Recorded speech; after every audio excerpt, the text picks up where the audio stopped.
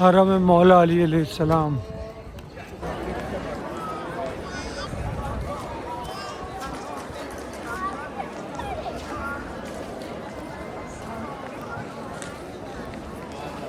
الرجیم بسم اللہ الرحمن الرحیم۔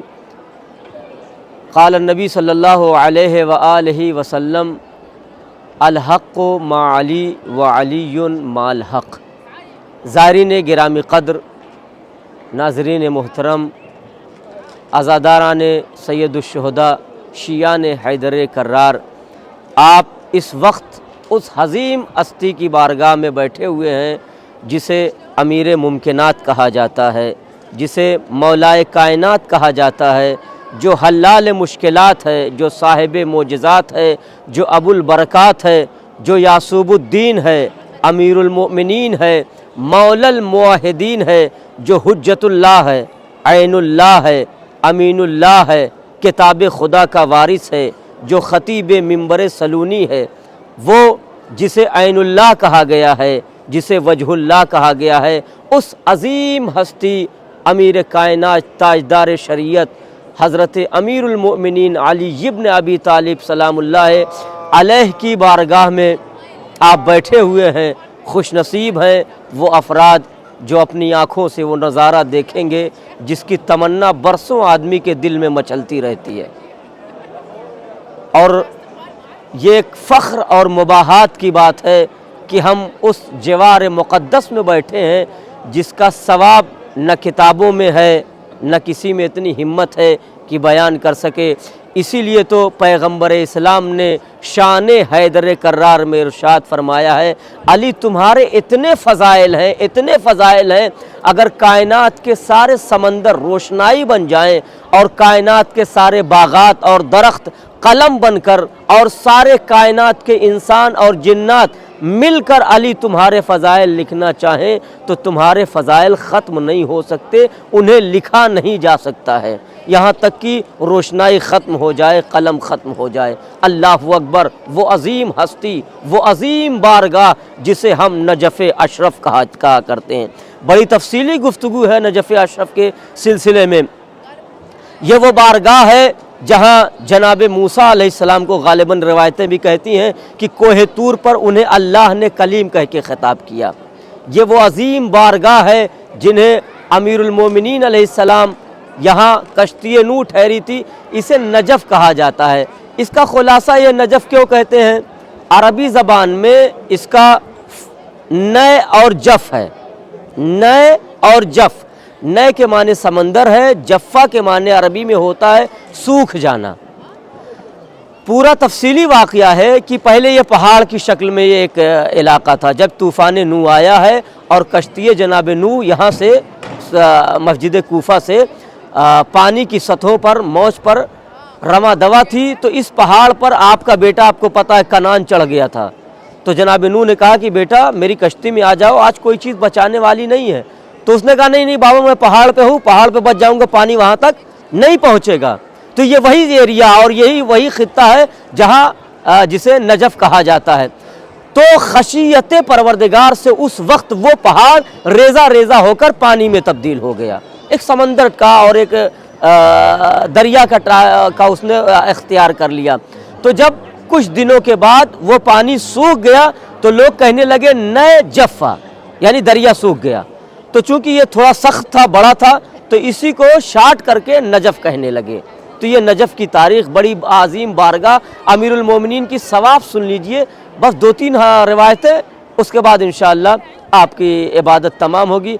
عظیم حدیث، چھٹے امام ارشاد فرماتے ہیں اپنے جد بزرگوار امام امیر المومنین علیہ السلام کے سلسلے سے ایک حدیث فرماتے ہیں کہ ان المجاورۃ لامیر المؤمنین یوما خیر من عبادت 700 عاما۔ ترجمہ سنیے گا، امام فرماتے ہیں کہ ان المجاورہ، مجاورہ کا معنی میں ہوتا ہے رہنا، صرف رہنا، پڑوسی بن کے قیام کرنا۔ چھٹے امام فرماتے ہیں کہ میرے جد امیر المومنین علیہ السلام کی بارگاہ میں ایک دن صرف قیام کرنا، ان المجاورۃ لامیر المومنین، مولا کی بارگاہ میں ایک دن رہنا کیا ہے؟ خیرن، بہتر ہے یہ 700 سال کی عبادت سے۔ کئے سال؟ ایک نہیں، دو نہیں، 700 سال کی عبادت سے بہتر صرف یہاں قیام ہے۔ نماز پڑھیے وہ الگ بات ہے، نور علی نور، عبادتیں کریے الگ بات ہے، اس کا ثواب اضافہ۔ صرف قیام کرنا اور جوار امیر المومنین علیہ السلام کی برکت سے فیضیاب ہونا اور اپنے کو روحانی ماحول میں ڈھالنا، یہ صرف اور 700 سال کی عبادت سے بہتر ہے۔ اور نام علی کی برکت سن لیجئے، ہو سکتا ہے کچھ لوگ ہیں جنہوں نے پہلی بار حدیث سنی ہو۔ علامہ مجلسی نے بہار میں نقل کیا ہے، چھٹے امام ہی ارشاد فرماتے ہیں کہ من قالا یا علی مرتن واحدہ۔ میں عربی اس لیے پڑھ رہا ہوں تاکہ مجھے بھی بعد میں یاد رہے اور آپ لوگ بھی مطمئن رہے کہ مولوی صاحب مطلب اپنی جیب سے نہیں نکال رہے ہیں۔ من قالا یا علی، اور اس لیے حوالہ بھی دے رہا ہوں، ہاں ہوتا ہے کہ مولوی صاحب کہاں سے پڑھ دیے، بعد میں لوگوں کو شک اور شبہ ہو کہ بہار الانوار میں علامہ مجلسی کہتے ہیں کہ من قالا، چھٹے امام فرماتے ہیں، بھائی علامہ مجلسی کا بھی قول نہیں ہے، خود چھٹے امام فرماتے ہیں من قالا یا علی مرتن واحدہ، جس نے بھی ایک بار یا علی کہا۔ تو اب آپ ایک بار کہہ دیجئے یا علی، یا علی، نعرہ حیدری، صفدری، خیبری۔ اب ثواب سنیے گا، من قالا یا علی مرتن واحدہ، جس نے ایک بار یا علی کہا تو امام فرماتے ہیں ثوابہ، تو اس ایک بار یا علی کہنے کا ثواب کا ثواب 16 قراءۃ للقرآن انا الذی اختمہ، جو بھی ایک بار یا علی کہتا ہے تو صادق آل محمد، کائنات کی سب سے بڑی یونیورسٹی کا مدیر، عمید، پرنسپل، ادارہ چلانے والا، 4000 طالب علموں کو ایک ساتھ درس دینے والا، پوری کائنات میں جس کے علوم کا آج شہرہ ہے، کیمسٹری اور یہ پتہ نہیں جو جو علوم آپ سمجھیے، سب کہاں سے نکلے ہیں؟ یہ دہن امامت کی فیضیابی ہے، جو پوری کائنات آج علوم صادق آل محمد سے فیضیاب ہو رہی ہے۔ وہ امام فرماتے ہیں، کسی میں شک نہیں، سارے اماموں کے استاد ہیں، کسی بھی مسلک کسی بھی فرقے کا ہو، سب کے استاد امام جعفر صادق علیہ السلام ہیں۔ وہ فرماتے ہیں جس نے ایک بار زندگی میں ایک بار یا علی کہا تو اس کا ثواب کیا ہے؟ اس کا ثواب 16 مرتبہ قرآن مجید ختم کرنے کے برابر ہے۔ کہ قرآن آیت کے برابر نہیں، سورے کے برابر نہیں، ایک مرتبہ یا علی کہنے کا ثواب 16 قرآن ختم کرنے کے برابر ہے۔ وہ قرآن کون ختم کرے گا؟ میں، گڈو بھائی، اویس بھائی، تنویر بھائی، ہماری زبان میں پتہ نہیں قاف صحیح نہیں ادا ہوتا، شین نہیں ادا ہوتا۔ امام فرماتے اس قرآن کے ثواب کے برابر ہے جو میں صادق آل محمد پڑھتا ہوں۔ یا علی، اتنا ثواب ہے۔ اب یہ مت سمجھ کہیے کہ مولوی صاحب پڑھ دیں اب قرآن نہیں ہم پڑھیں گے، اب خالی علی کہیں گے، نہیں، یہ ثواب، یہ عظمت ہے۔ ہاں نہیں، اتنا کہنا ضروری نہ، تو آپ لوگ جائیے کہ بعد میں کہ ہم مولوی صاحب سے سن کے آئے تھے، مولانا صاحب سے، انہوں نے کہا کہ خالی یا علی کہیے گا 16 قرآن کا ثواب ملے، وہ ہے، ملے گا، لا شک ولا ریب فیہ، کوئی شک اور شبہ نہیں ہے اس میں، وہ ثواب آپ کا ہے، مگر قرآن اپنی جگہ ہے۔ جیسے آپ کہتے ہیں نا کہ مولا علی کے لیے کہا گیا ہے کہ مولا خود فرماتے ہیں مجھے اس ذات کا نام ہے کہ اگر میں پھیلتا ہوں تو پورے قرآن بن جاتا ہے اور سمٹتا ہوں تو باقی نقطے میں سمٹ جاتا ہے۔ تب جو ایسی ہستی ہو تو اس کی زندگی، اس کی حیات، جس نے اپنی پوری زندگی اللہ کے لیے وقف کر دی ہے۔ ایک اور حدیث اس کے بعد ختم و دعا ہے۔ چونکہ ایسی بارگاہ میں آئے ہیں تو آپ اسی نیت سے، اسی خلوص سے، اسی جذبے میں جائیے کہ ہم کس کی بارگاہ میں آئے ہیں، جو امیر ممکنات ہے، حلال مشکلات ہے، سردار دنیا و آخرت کا امام ہے، جو تاجدار عقلی میں امامت ہے، جو شہریار کشور ولایت ہے، جس کی جوتیاں اتنی مبارک ہیں جنہوں نے دوش مبارک پر پیغمبر اسلام کے قدم رکھا ہو، اس ذات والا صفات کا نام امیر المومنین ہے۔ ایسی عظیم ہستی کی بارگاہ میں بیٹھے ہوئے ہیں جہاں ملائکہ کا آنا جانا ہے، جہاں لوگ آتے ہیں تو اجازتیں لے کے آتے ہیں۔ چھٹے امام خود فرماتے ہیں جس نے بھی میرے جد نامدار کی زیارت کی، اور جب زیارت کے درمیان، ایسے تو آپ کے اوپر کوئی گرد ارد نہیں آئی ماشاءاللہ سے، نہا دھو کے بھی آتے ہیں، کچھ جو کریم مریم کے شوقین ہوتے ہیں وہ کریم مریم لگا کے آتے ہیں، ہے کہ نہیں؟ اچھی بات ہے، زیارت وہ خوشبو لگا کے جائے، اس دن میں نے کہا نہا دھو کے غسل کر کے جائے، لیکن امام فرماتے ایسا موقع ہو دھول اڑ رہی ہو، 40 کا موقع خاص طور سے ہو، امام فرماتے ہیں کہ جو بھی میرے جد کی زیارت کے لیے جاتا ہے اس کے دامن مبارک پر، جسم پر جہاں جہاں گرد پہنچتی ہے تو اس گرد کے صدقے میں اللہ اس کے قدموں اور جسموں پر جہنم کی عذاب کو حرام کر دیتا ہے۔ پھر راوی سے کہا کہ اس حدیث کو سونے سے لکھو۔ تو ذرا سوچئے ایسے عظیم بارگاہ میں، بس میرا دل کہتا ہے کہ 2 لفظ مصائب کے بھی پڑھ دوں تاکہ ہماری مجلس اور آپ کا آنا مکمل ہو جائے۔ پروردگار سے دعا ہے پروردگار ہماری زیارت کو اس عظیم ہستی جسے تو نے امین اللہ بنایا ہے، حجت اللہ بنایا ہے، جو حجت خدا ہے، جو مظہر صفات کبریا ہے، اگر اللہ کے صفات کی جھلکیاں دیکھنا ہے تو سرکار امامت امیر المومنین علیہ السلام کو دیکھ لیجئے۔ اسی لیے تو شاعر کہتا ہے ہا علی بشر و کیفا بشر، تم انہیں بشر کہہ رہے ہو، یہ کیسے بشر ہیں؟ ربہ فیہ تجلی و ظہر، یہ وہ ایسی ہستیاں ہیں جن میں صفات کبریا کی جھلکیاں پائی جاتی ہیں، تجلیاں پائی جاتی ہیں۔ وہ رحیم ہے مگر پتہ کیسے چلے گا؟ جب یہ رحم و کرم کا اظہار کریں گے تب پتہ چلے گا کہ وہ کتنا بڑا رحیم و کریم ہے۔ وہ عظیم کی ہستی کی بارگاہ میں بیٹھے ہیں، بس 2 جملے پرسے کے طور پر مولا کو جائیے گا تو پرسہ بھی دے دیجئے گا۔ عزیزان گرامی، مولا کائنات ہیں، انشاءاللہ میں کوفے میں مصائب پڑھا جائے گا۔ 40 ہجری کو جب آپ کو شہید کیا گیا ہے، ضربت لگی، میں نے کہا نا یہ رحم و کرم کا محور ہے۔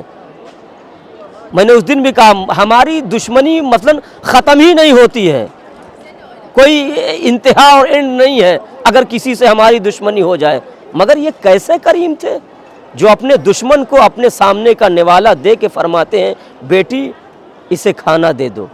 جب ابن ملجم کو پکڑ کے لایا گیا ہے تو جانتے ہیں باندھا ہوا، ہاتھ بدھے ہوئے تھے، امام نے کہا بیٹا حسن اس کے ہاتھوں کو کھول دیا جائے۔ اللہ اکبر۔ اور جانتے ہیں کیا وصیت ہے کہ ایسا حاکم، عادل حاکم نہ کائنات نے دیکھا ہے اور نہ کانوں نے سنا ہے۔ اللہ اکبر، کیسا حاکم ہے۔ قاتل کو کیا کہہ رہا ہے؟ امام حسن سے وصیت کر رہے ہیں بیٹا دیکھو جو تم کھانا وہی اس کو بھی کھلانا، بیٹا جو تم پینا وہی اسے بھی پلانا۔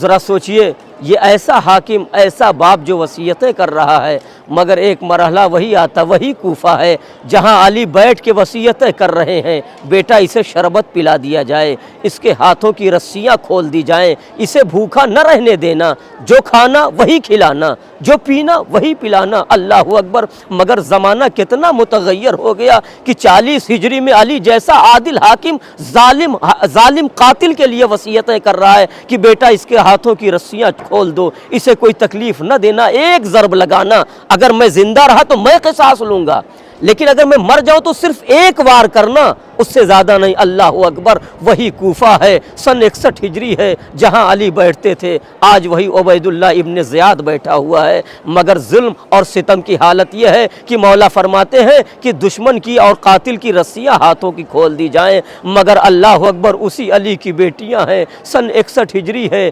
شرابی کا دربار ہے، اور جانتے ہیں تعارف کرایا جا رہا ہے، پس پشت زینب کے ہاتھ بدے ہوئے ہیں، ام کلثوم کے ہاتھ بدھے ہوئے ہیں، سیدانیوں کے ہاتھ بدھے ہوئے، اور ظلم اتنا ہے کہ دربار میں ایسے لایا گیا اور ایسے تعارف کرایا جا رہا ہے یہ علی کی بیٹیاں ہیں، یہ نبی زادیاں ہیں، سروں پر مخنو چادر نہیں ہے۔ اللہ اکبر۔ بلوائے عام میں علی نے وصیت کی کہ کھانا وہی کھلانا جو تم کھانا، پانی وہی دینا جو تم پینا۔ اللہ اکبر۔ علی پانی پینے اور کھانا دینے کی کسے؟ قاتل کی وصیت کر رہے ہیں، قاتل کو کہہ رہے ہیں پانی پلانا، مگر اللہ اکبر میرا مولا جب سن 61 ہجری آئی، آقا دیکھیے کیا ستم ہو رہا ہے کہ آپ کی بیٹیاں بھوک اور پیاس کے عالم میں کھڑی ہوئی ہیں، اور کربلا کے میدان میں آپ کے لال حسین کو سن 61 ہجری میں 3 دن کا بھوکا اور پیاسا مولا شہید کر دیا گیا۔ جزاکم ربکم خیر الجزا وسیعلم الذین ظلموا ای منقلب ینقلبون انا للہ و انا الیہ راجعون۔ تھوڑا سا تعارف، اندر ہمارے بہت سے علماء ہیں جن کا دین پر احسان ہے، جیسے شیخ انصاری جن کے لیے یہ ملتا ہے ایک تفصیلی واقعہ ہے، میں اجتہاد اپنے مجتہد ہونے کا اعلان نہیں کروں گا۔ تو ایک دن وہ درس دے رہے تھے تو ہزاروں کا مجمع تھا، اثناء درس ایک سائل اٹھا اور اس نے کہا کہ میرا ایک شیخ سوال ہے، پوری تفصیل کسی دن واقعہ پڑھوں۔ تو انہوں نے شیخ نے جواب دیا تو امام نے کہا انت المجتہد انت المجتہد انت المجتہد۔ جن کی کتابیں پڑھ کے ہم لوگ مجتہد بنتے ہیں وہ ان کا اتنا مرتبہ۔ شیخ مرتضیٰ انصاری، اس گیٹ سے جائیے گا باب قبلہ بائیں طرف ہے شیخ، اور ان کے ساتھ دوسرے علماء، پھر اور بہت سے علماء جیسے شیخ عباس قمی کی قبر ہے، صاحب مفاتی، ان کے استاد کی قبر ہے، اور دوسرے مراجع کی قبر ہے، اور سب سے معتبر قبر جو ہے آغائے سید جو اپنے وقت کے مرجع اعلیٰ تھے، جن کا بھی احسان ہے کہ آج جتنے مراجع آپ دیکھ رہے ہیں ہمارے مجتہدین وہ سب آپ کے سامنے زانوِ ادب تہ کیے ہوئے ہیں، جنہیں سید خوئی کہا جاتا ہے، ابو القاسم الخوئی ان کا روضہ ہے۔ اور ایک طرف مصطفیٰ خمینی ہیں جو خمینی صاحب کے فرزند، اور ایک طرف علامہ ہلی ہیں جن کا مرتبہ اتنا ہی ہے کہ انہوں نے اپنے علم و فضل کے ذریعے سے پورے ایران کو شیعہ کیا تھا۔ ایک تفصیلی واقعہ یہ بھی ہے، ایک عالم دین نے پورے ایران کو شیعہ کی تھا۔ اور اسی کے بعد مقدس اردبیلی کی قبر ہے جن کے بارے میں یہ ہے کہ غالباً امام زمانہ نے ان کو مقدس کا لقب دیا تھا، اتنے پرہیزگار اور متقی تھے۔ اور اسی ذریعے میں جس میں امیر المومنین علیہ السلام آرام فرما رہے ہیں، ان کے دائیں اور بائیں ایک طرف جناب آدم علیہ السلام ہے اور دوسری طرف جناب نوح علیہ السلام ہے۔ شیخ طوسی وہ باہر ہیں، حرم کے باہر ہیں۔ شیخ طوسی کی جو قبر ہے وہ مسجد ہے، اسے اسی لیے باب طوسی کہا جاتا ہے، وہ وادی السلام کی طرف اس کا وہ ہے انشاءاللہ۔ اور باقی سارے علماء مراجع ہیں، آپ حضرات سے گزارش ہے سب کے لیے ایک سورہ فاتحہ پڑھ دیں، اس کے بعد زیارت پڑھتے ہیں۔ بسم اللہ الرحمن الرحیم۔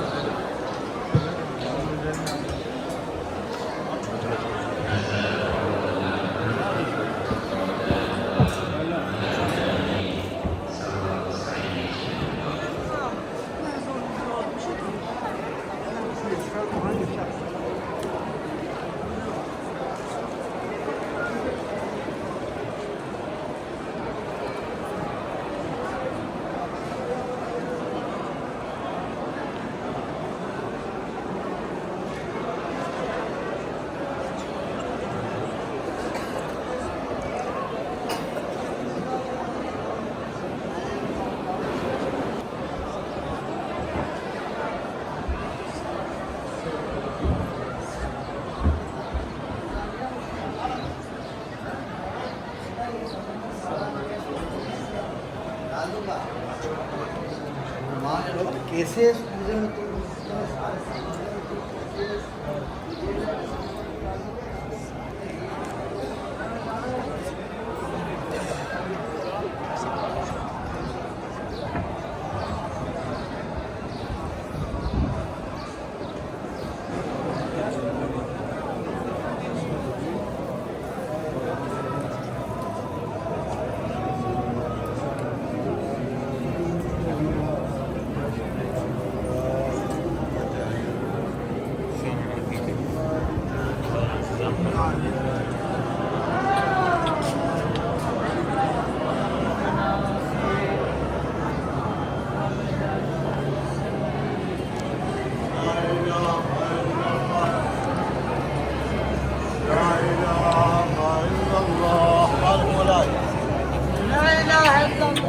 طيب أفراد بذكر محمد وآل محمد.